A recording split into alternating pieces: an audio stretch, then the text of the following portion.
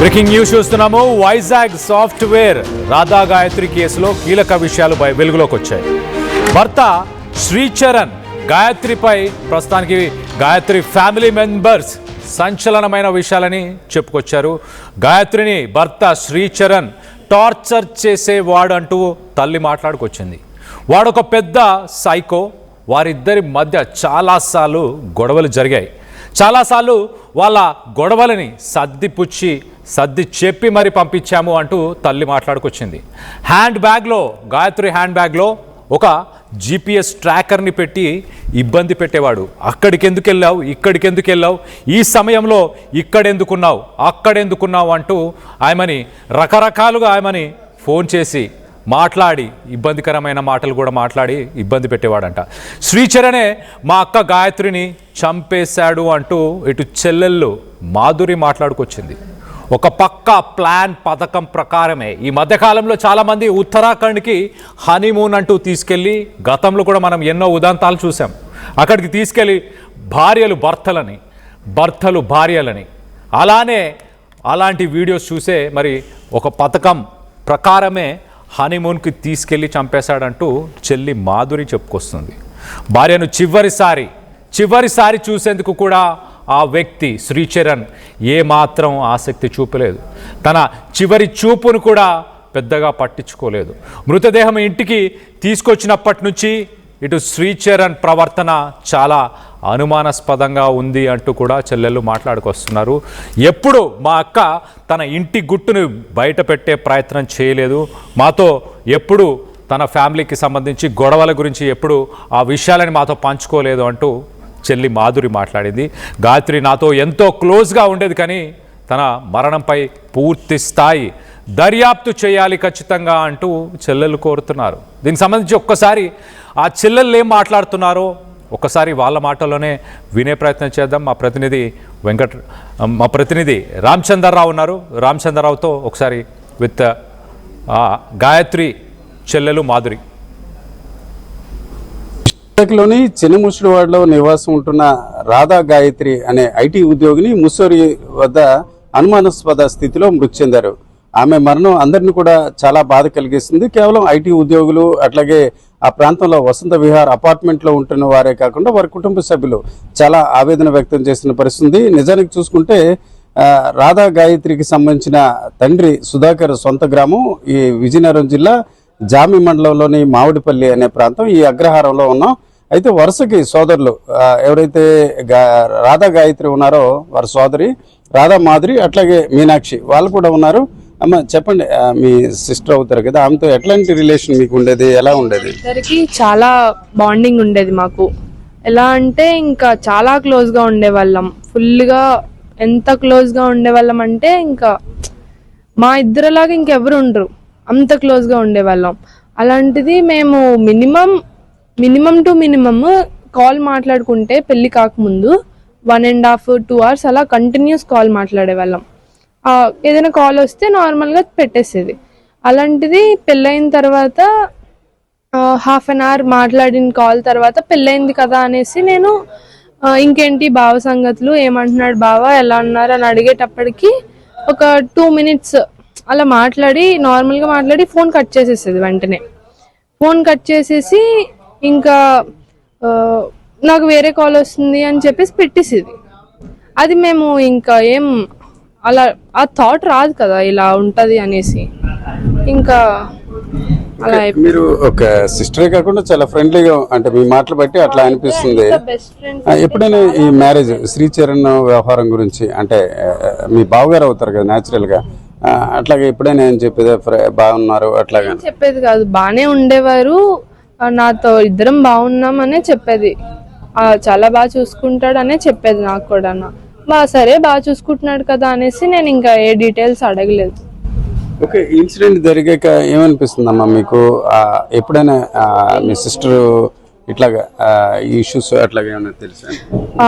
అడిగిన తర్వాత మేము ఫస్ట్ అనుకోలేదు. మాకు విషయం ఇలా ఇవన్నీ తెలిసిన తర్వాత అప్పుడు మేము అడుగుతున్న ఏ క్వశ్చన్స్ కి ఆన్సర్ చేయట్లేదు. ఫస్ట్ థింగ్ మా అతను బావగారు ఆన్సర్ చేయట్లేదు. ఏ క్వశ్చన్ అడుగుతున్నా చాలా సైలెంట్గా ఉండిపోతున్నారు, ఆన్సర్ చేయట్లేదు. అండ్ ఇంకా అంటే ఇప్పుడు ఫస్ట్ మేము అడిగాం, ఇక్కడికి వాళ్ళు రాగానే మేము అడిగాం 11:30కి చెక్ ఇన్ అయ్యాం. అక్కడ 11:30కి చెక్ ఇన్ అయ్యాక సైన్ చేశాను అన్నారు. ఆ తర్వాత ఈవినింగ్ అడిగేటప్పటికి చెక్ ఇన్ అయ్యాం కానీ సైన్ చేసినట్టు గుర్తులేదు అన్నాడు. అంటే ఇన్ జనరల్గా ఏ రూమ్లో దిగినా, ఎక్కడ రూమ్లో దిగినా, హోటల్లో దిగినా వాళ్ళు చెక్ ఇన్ అయ్యాక సైన్ కంపల్సరీ తీసుకుంటారు. అది 11:30కి చెక్ ఇన్ అయ్యాం కానీ సైన్ చేయలేదని గుర్తులేదు అనేసి అంటున్నాడు. రేపు మార్నింగ్ పెడతాను అంటున్నాడు. ఓకే అమ్మ, నిన్న అతను శ్రీచరణ్ ఇక్కడ వచ్చుంటారు కదా మీ మామిడిపల్లి అంత్యక్రియలో, అట్లాగా అప్పుడు మీరు మాట్లాడారా? అదే మేము మాట్లాడి అడుగుతున్నారు, మా పెద్దవాళ్ళందరూ మావయ్యలు అందరూ అడుగుతుంటే నో ఆన్సర్. జస్ట్ అలా కూర్చుని స్టోన్ ఎలా కూర్చుంటది ఆ స్టోన్ లా కూర్చున్నారు అంతే అతను. అండ్ ఇక్కడ వచ్చినా కూడా అక్కడ వైఫ్ చనిపోయి ఉన్నది, కార్యక్రమం అవుతుంది, అక్కడ అవుతున్నా కూడా అక్కడ కార్యక్రమం అవుతున్నా ఇక్కడికి వచ్చి కూర్చుని నేను ఒకసారి నా భార్యను చూస్తాను అని నన్ను ఒకసారి పంపించండి, నేను చూసి మళ్ళీ ఇక్కడికే వస్తానని ఆ మాట అనలేదు అతను. ఆ మాట ఒక్కసారి కూడా అనలేదు. కనీసం కళ్ళల్లో నుంచి నీళ్లు ఒక్క చుక్క బయటికి రాలేదు. మాకు తెలిసింది ఏంటంటే ఇంకా అతను బాధ లేదు, రిగ్రెట్ ఫీల్ లేదు, ఏం లేదు అతనికి అసలు. అక్కడ భార్య చనిపోయి అక్కడ ఉన్నది వెళ్ళిపోతుంది, లాస్ట్ చూసుకుందాం అని అది కూడా లేదు అతనికి. మరి ఏమనుకుంటున్నారమ్మా ఇప్పుడు ఈ విషయం మీద? ఏమైనా ప్రభుత్వం నుంచి కావచ్చు, లేకపోతే ఈ సమాజం నుంచి ఏం ఆశిస్తున్నారు? ఆ అబ్బాయికి ఇప్పుడు తినకి ఏం జరిగిందో అదే అబ్బాయికి కూడా జరగాలని మేము కోరుకుంటున్నాం, చాలా గట్టిగా స్ట్రాంగ్ గా. అంటే ఏమైనా చంపిస్తుంటారు, లేకపోతే ఆ చంపడం వెనక అతను ఆవిడ మృతి వెనక కారణం ఏమైనా అనిపిస్తుందా? అతనే కారణం, మొత్తం అతనే చేశారు, ప్రీ ప్లాన్డ్ అనే అనిపిస్తుంది మాకు, అంతా ప్రీ ప్లాన్డ్. ఓకే, ఎలా పెళ్లికి కూడా మీరు అటెండ్ అయ్యి ఉంటారు కదమ్మా? మేమే చేసాం పెళ్లి మేమే చేసాము. మాధురి నువ్వు లేకపోతే పెళ్ళే అయ్యి ఉండేది కాదు ఇంతలాగా. పెళ్లి టైంలో కూడా మా వాళ్ళకి కొంచెం హెల్త్ బాగోలేదు అనమాట, పెద్దవాళ్ళు, మా అమ్మగారికి తాతగారికి హెల్త్ బాగోకపోయి వాళ్ళని ఒక పక్క తిని చూసుకుంటుంది, వాళ్ళని ఒక పక్క నుంచి నేను పెళ్లి ఇవన్నీ చూసుకుంటున్నాను. అక్కడ ఏంటేంటి కావాలి అందరినీ రిసీవ్ చేసుకోవడం అంతా నేనే చూసుకున్నాను, నేను మా వాళ్ళందరూ. ఆ పెళ్ళైన తర్వాత చెప్పింది నువ్వు లేకపోతే ఇలా అయ్యి ఉండేది కాదు ఇంతలాగా అనేసి. అంటే అమ్మా ఇప్పుడు అన్నవరం సత్యనారాయణ వ్రతం అట్లాంటి ప్లాన్ ఉంది అని అంటున్నారు ఈ సండే అట్లాగా. మా పెద్దనాన్న బర్త్డే, చిన్న పెద్దనాన్న అదే రాధా గాయత్రి వాళ్ళ అతని బర్త్డే రేపు. సో మా 60 years వస్తాయి మాకు. ఈ ఇది ఉంటది కదా షష్ఠి పూర్తి, అది అచ్చిరాదు మాకు. సో ఇంకా ఆ అబ్బాయి అన్నాడు చేద్దాము షష్ఠి పూర్తి మావయ్య గారికి అనేసి, అది మాకు అచ్చిరాదు. సో అందుకు వ్రతం లాంటిది చేసుకుందాం, కొత్త ఇల్లు తీసుకున్నాం. ఆ ఇంట్లో వ్రతం అంటే మాకు 2nd అయ్యింది, October 2nd దసరా. ఆ రోజే ఇంట్లో దిగడం, తర్వాత రోజే ఎంగేజ్మెంట్.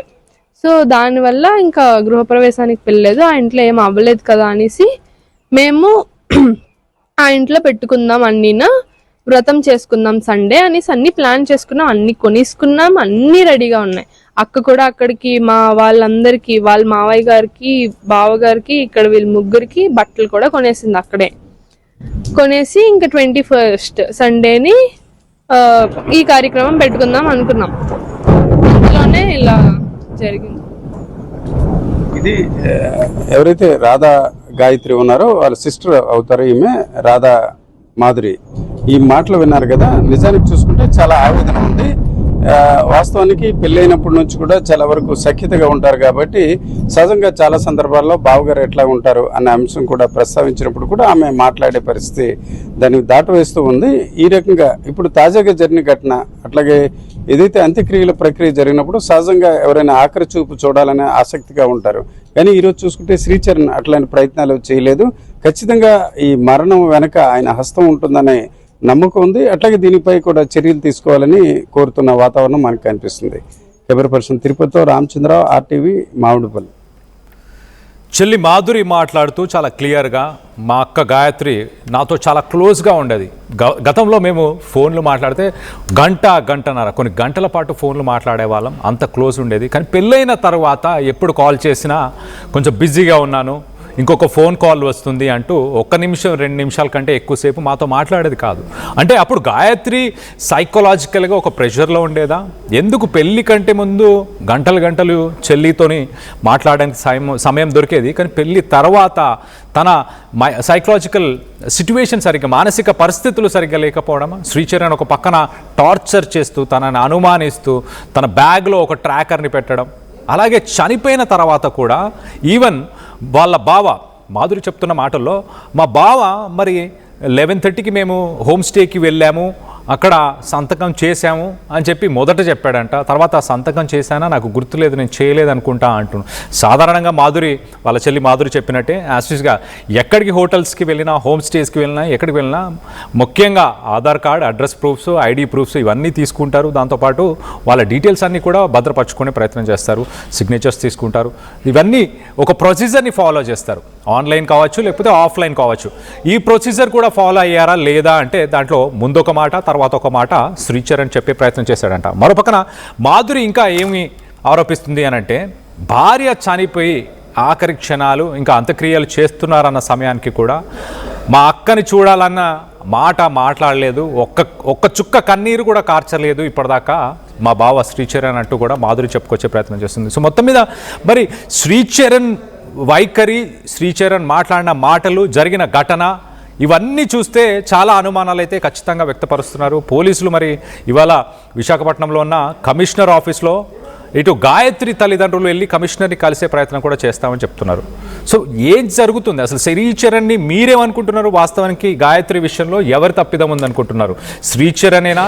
మూడో వ్యక్తి ప్రమేయం కూడా ఉందనుకుంటున్నారా? ఉత్తరాఖండ్లో మరి హనీమూన్కి వెళ్ళిన తర్వాత భార్యాభర్తలు ఇద్దరు ఒకటే హోటల్, ఒకటే రూమ్లో ఉన్నారు. తెల్లవారిన తర్వాత చూస్తే భార్య చనిపోయి ఉంది, వివస్తురాలై ఉంది, ఒంటి మీద అసలు బట్టలు లేవు, భర్తకి ఏం సంబంధం లేదు, ఏం తెలియదు అని అంటున్నాడు. ఏం తెలియదు అని అంటాడా? నా భార్యకి ఏం అయ్యింది, ఖచ్చితంగా దోషులను పట్టుకోవాలన్న మాట మాట్లాడతాడా? పోలీసులను కావని ఇంకెవరన్నా ప్రశ్నించే ప్రయత్నం చేస్తాడు. కానీ నాకు ఏం జరిగిందో తెలియదు, నేను లేచేసరికి నా భార్య చనిపోయి ఉంది అని ఏ భర్తనైనా ఇలాంటి మాటలు మాట్లాడతాడా? ముందు అక్కడ కొన్ని అనుమానాలు వచ్చాయి. తర్వాత ఇప్పుడు చెల్లి చెప్పిన మాటల్లో మరింత శ్రీచరణ్ గురించి తెలుసుకున్నాము. ఇంకా తల్లి కూడా మాట్లాడింది. తల్లి మొదటి నుంచి వీళ్ళ సంసార జీవితం ఒక 7 నెలలు మాత్రమే, మామూలుగా సాధారణంగా ఒక హనీమూన్ పీరియడ్ అని చెప్పొచ్చు, ఆ 6 మంత్స్ని కానీ 1 ఇయర్ని కానీ ఆ 7 మంత్స్లోనే చాలా గొడవలు జరిగాయి. వాటన్నిటిని కూడా మేము సర్ది చెప్పి పంపించే ప్రయత్నం చేశాము అంటూ తల్లి మాట్లాడుకొచ్చింది. ఒకసారి ఆ తల్లి బాధ ఏంటి, ఏం చెప్పింది, ఈ 7 నెలల్లో ఎంత నరకాన్ని తన కూతురైన గాయత్రి అనుభవించిందో అవన్నీ తన తల్లి మాటల్లోనే వినే ప్రయత్నం చేద్దాం. సహజంగా పిల్లలపై చాలా ప్రేమ అందరి తల్లిదండ్రుల్లో ఉంటుంది. కానీ ఈరోజు చూసుకుంటే రాధా గాయత్రి వ్యవహారం కొంత భిన్నంగా ఉన్న పరిస్థితి ఉంది. వాస్తవానికి తల్లిదండ్రులకు ఎంతో ప్రేమగా పిల్లల్ని తల్లిదండ్రులు చూస్తారు, కానీ చూస్తే తల్లిదండ్రులకి ఆమె ఎంతో ప్రేమగా చూసే ప్రయత్నం చేసినట్టు అపార్ట్మెంట్లో ఉన్న వారి మాటలు బట్టి మనకు తెలుస్తుంది. అక్కడ చిన్నముషివాడలో చాలా మందితో మాట్లాడితే తండ్రికి మంచి ఇల్లు ఉండాలి, ఆ ఇంట్లో వారు హాయిగా ఉండాలి, ఇట్లాంటి ప్రయత్నం ఆమె చేశారని వారి మాటల్లో చెప్తుంది. ఈ దశలో ఒక రకంగా మనకి కొంత బాధాకరం. ఒక మరణించిన కూతురు విషయంపై చాలా వరకు తల్లడిల్లిన కుటుంబ సభ్యులు మనతో ఉన్నారు. సత్యవతి గారు, అలాగే సుధాకర్ గారు, రాధా గాయత్రి తల్లిదండ్రులు. వీరు విజయనగరం జిల్లా జామి మండలంలోని మామిడిపల్లి అనే గ్రామంలో వారి స్వగ్రామంకి ఇక్కడ చేరుకున్నారు. ఇక్కడే రాధా గాయత్రికి సంబంధించిన అంత్యక్రియల ప్రక్రియ కూడా బుధవారం జరిగింది. అమ్మ నమస్తే. అంటే ఇది ఒక బాధాకరం, అంటే మా ఇంట్లో కావచ్చు ఎవరింట్లోనే ఇట్లాంటి అంశం అప్పుడు మాట్లాడాలంటే కొంత బాధ ఉంటుంది. కానీ తప్పదు, సమాజానికి తెలియాలి, మీ ఆవేదన బయట ప్రపంచానికి తెలియజేయాలనే క్రమంలోనే నేను మీ దగ్గరికి రావడం జరిగింది. అమ్మ పాపతో ఎట్లా ఉండేది మీకు అనుబంధం? అంటే సహజంగా ప్రతి తల్లికి ఉంటుంది, మీకు ఎట్లా ఉండేది? నా పాపే నా ప్రాణం ఉంటుంది, దాని ప్రాణమే నేను, నా ప్రాణమే అది. నాకు లేక ఒక పాప, అది పంచ ప్రాణాలతో పెంచుకున్నా. అది నడిస్తే దాని కాళ్ళకు ముళ్ళు గుచ్చుకుంటాయి అనే దీంతో పువ్వుల్లో పెట్టి పెంచాం. మా ఫ్యామిలీ మొత్తం మా ఫ్యామిలీ అందరూ దాన్ని అంత అపురూపంగా పెంచారండి. అలా ఎవరు పెంచరు. అలాగే మా పిల్ల కూడా మమ్మల్ని అంతలాగా చిన్న పెద్ద అని తేడా లేదు, అంత అపురూపంగా వాళ్ళ నాన్న కుడిభుజంలాగా ఉండేదండి. ఆడపిల్లైనా మగపిల్లడైనా అదే, దాని వయసుకు తగ్గట్టు పనులు చేస్తూ ఉండేది. వాళ్ళ నాన్నని ఎంత బాగా చూసుకుండేది. అమ్మా నీకేంటి కావాలి అని అడిగి నోట్లో మాట ఉంటే చేసేదండి. అది చిన్న వయసులోనే స్కూటర్ నేర్చుకుంది. వాళ్ళ నాన్నని తీసుకెళ్తుండేది ఎక్కడికైనా. కారు డ్రైవింగ్ చేసి డాడీ నేను ఉన్నాను, నీకు భయం లేదు, డాడీ నేను అన్ని చేస్తాను. మాకైతే ఏమీ తెలియదండి. ఇది నాకు ఫోన్ పేలు కానీ ఫోన్లోని ఏమైనా చేయడం కానీ మాకేం తెలియదండి. దాన్ని టీవీకి వేయడం కూడా మాకు తెలియదండి. టీవీలో డబ్బులు వేసుకోవడం కూడా మాకు తెలియదండి. అమ్మ టీవీ ఆగిపోయింది, నేను చేస్తాను కంగారు పడకండి. అలా నా తల్లి మా ఇద్దరిని అంతలా పెంచి మా ఇద్దరిని దాని పిల్లల్లా చూసుకున్నదండి. దాని పిల్లల్లా చూసుకుని మాకు తెలియదండి. పెళ్లి చేసుకుంటావా అమ్మ మేము అడిగాము దాన్ని.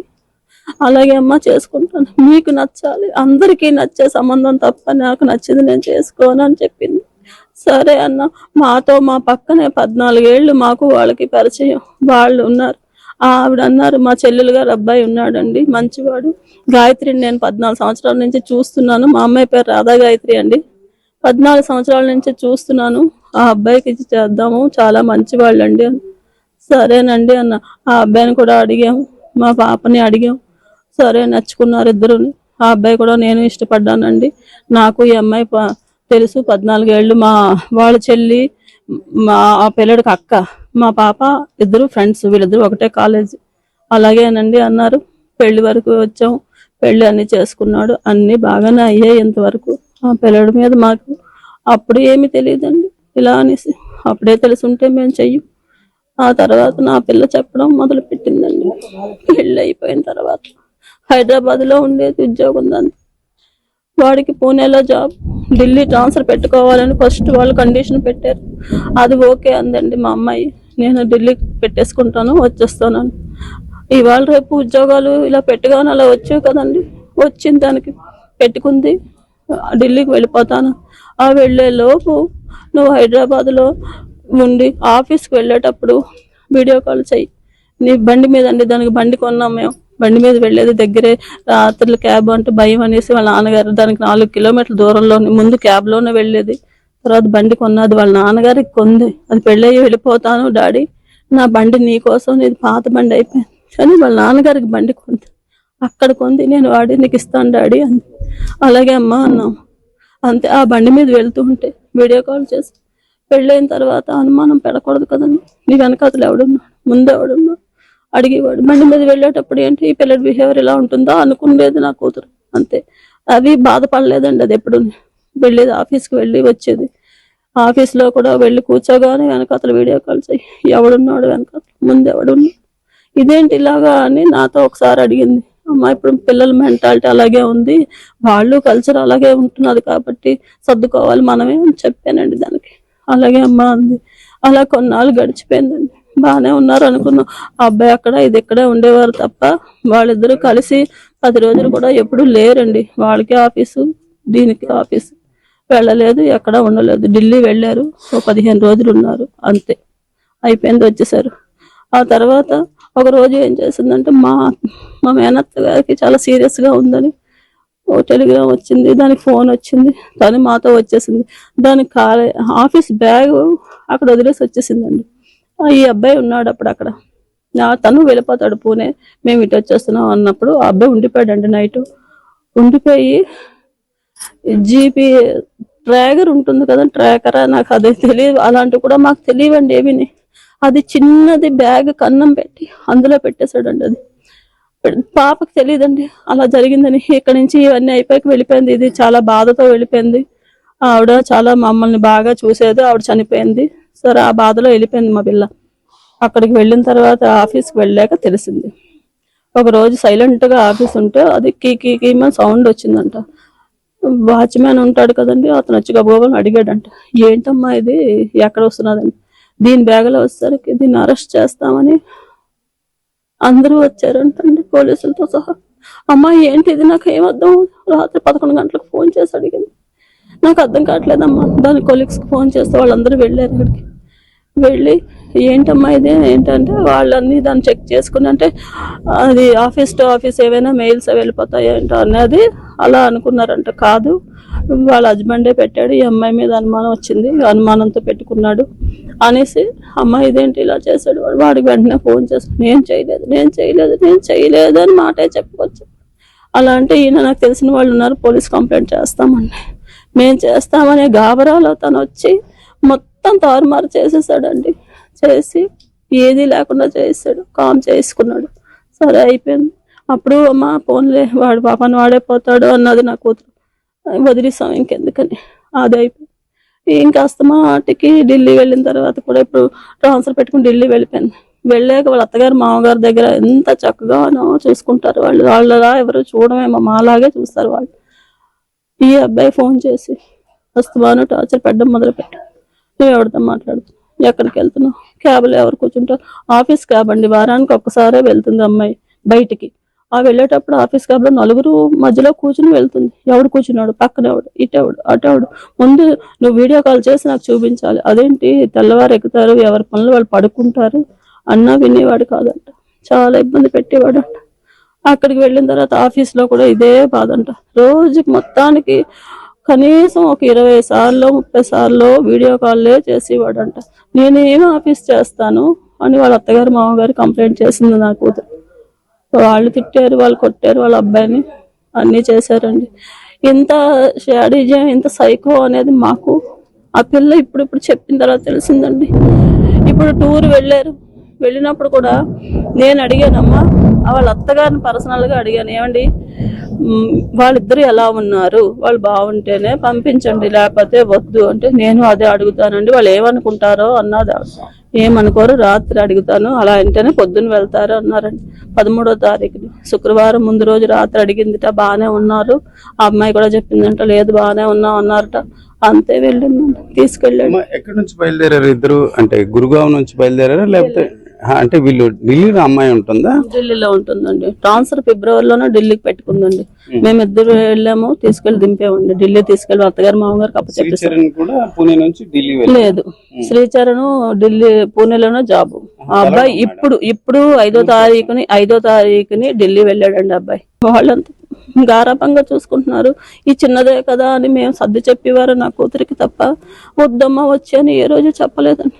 అది ఫైనల్ గా చెప్పడం ఏంటంటే నిన్న రావాలండి నా కూతురు, నిన్న మా ఇంటికి రావాలి చెప్పింది. అమ్మా నేను వచ్చానంటే 2 నెలల వరకు హోమ్ తెచ్చుకుని వస్తాను, మీ అందరితోనే కూర్చొని మాట్లాడతానమ్మా, మాట్లాడి మీరు ఏ నిర్ణయం చెప్తే అదే తీసుకుంటాను అని చెప్పిందండి నా కూతురు. నాకు ఏమమ్మా నన్ను ఎందుకో నాకు అలా అనిపించింది, మేము వస్తాము అంతే. ఈ మధ్యలో నా అబ్బాయి బర్త్డేకి వెళ్తున్నారు అని వాళ్ళ అత్తగారు చెప్పారు.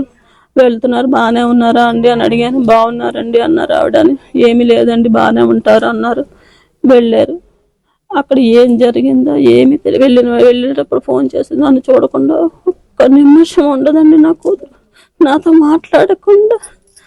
తెల్లవారింది అంటే దాని ఫోనే నాకు, నా ఫోన్ చేసేది లేకపోయినా అది చేసేస్తుంది, ఎక్కడున్నావు అని అడుగుతుంది. అలాంటిది చెప్పింది, అమ్మాయిలా వెళ్తున్నాం చూడు అని చూపించింది పిల్లడిని, దాన్ని అత్తయ్య గారు వెళ్తున్నాం.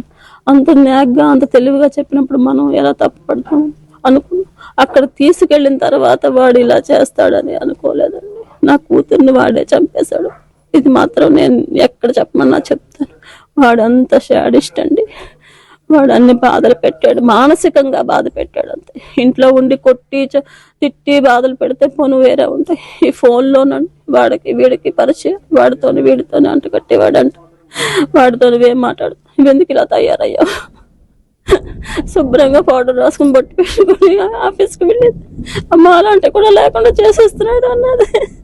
ఎలా వెళ్తానమ్మా ఆఫీస్కి, నేను తయారయ్యి వెళ్ళకపోతే లిఫ్ట్కి రాసుకుని వెళ్తే నేను ఇంగ్లీష్ బాగా మాట్లాడతానమ్మా, అందుకోసం రాసుకుంటాను కానీ అందం కోసం కాదనేది నా కూతురు. అలాంటి నా తల్లిని, బంగారు తల్లిని పట్టును పెట్టుకున్నాడు వాడు. నాకు న్యాయం కావాలండి, అంతకన్నా నేను ఇంకేం చెప్పలేను. ఇది మాకు జరిగింది. నా కూతురు చెప్పింది, వచ్చి చెప్తానమ్మా మా అందరికీ అని చెప్పిందండి. మా అందరితోని మాట్లాడుతుందమ్మా. తాతగారు మా అమ్మ వాళ్ళందరితో వదిలేసి వచ్చేయమన్నామండి. అది పెద్దగా మాట్లాడింది. అమ్మ అలా ఎలా వదిలేస్తావు, నేను మార్చుకోగలను, మార్చుకుంటానమ్మా. మా అత్తగారు సపోర్ట్, మామగారు ఉన్నారు నాకు. మీరు భయపడకండి అందండి.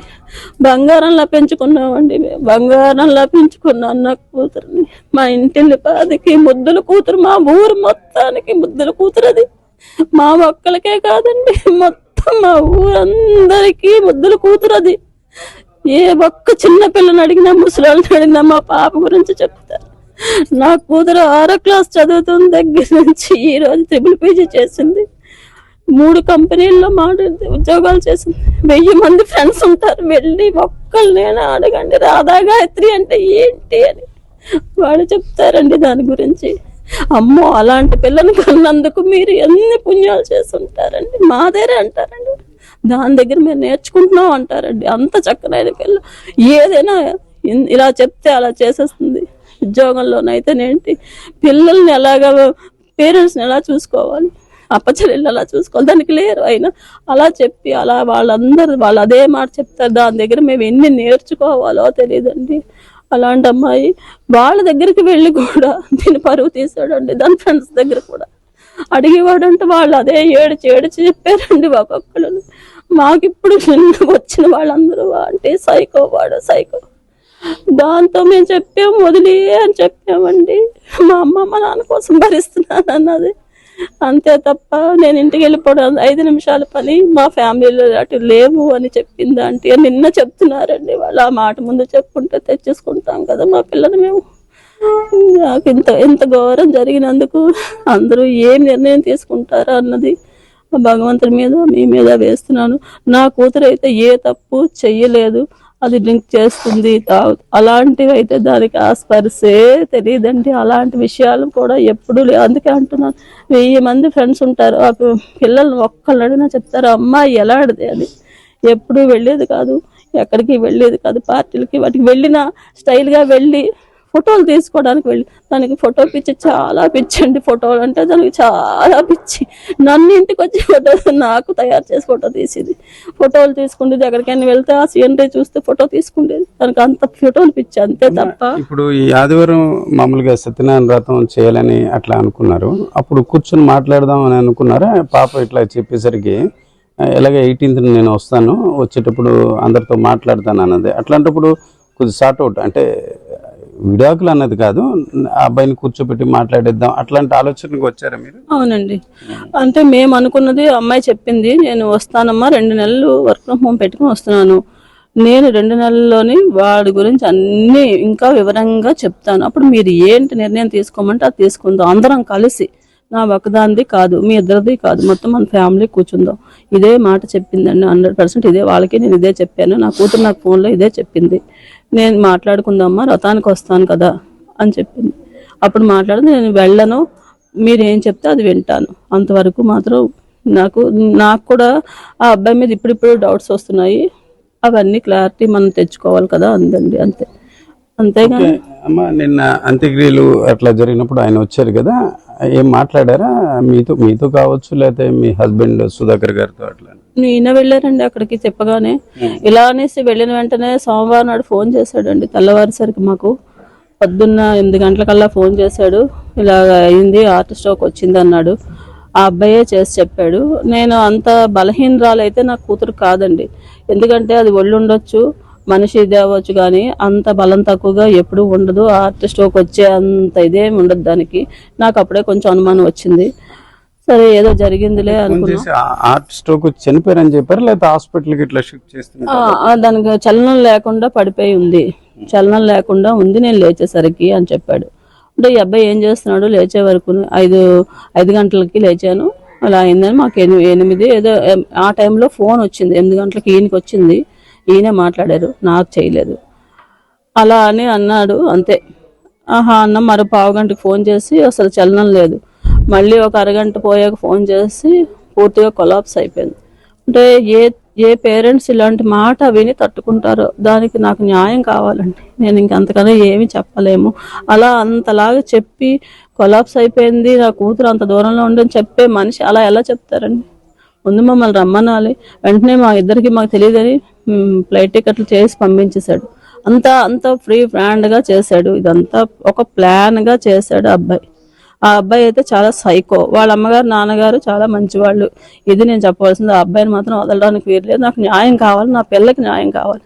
ఆడపిల్లలు, ఈ పిల్లే కాదండి, ప్రపంచంలో ఉన్న ఆడపిల్లలందరికీ న్యాయం కావాలి. ఇదే నా కోరిక. నాకు ఉండే ఒకే ఒక్క కూతురు, దాన్ని ఇలా చేశాడు. ఏ తల్లికి నాలాంటి బాధ రాకూడదు. ఇది మీరు ఏ న్యాయం చేస్తారు అన్నది మీకే వదిలేస్తున్నాను. నేను ఎంతకన్నా చెప్పలేను. ఇది ఒక తల్లి ఆవేదన. అన్నిటికంటే మించి అందరి తల్లులు కూడా పిల్లల గురించి చాలా ఆశలు పడతారు. రాధా గాయత్రి విషయంలో కూడా తల్లిదండ్రులు ప్రేమగా ఉండడమే కాకుండా వారందరూ కూడా ఒక ప్రపంచంగా భావించారు. కానీ ఈ రకంగా జరిగిన ఘటనకు ఖచ్చితంగా శ్రీచరణే దీనికి కారణం. తమ కుటుంబానికి న్యాయం చేయాలి అని కూడా ఆమె కోరుతున్న పరిస్థితి మనకు కనిపిస్తుంది.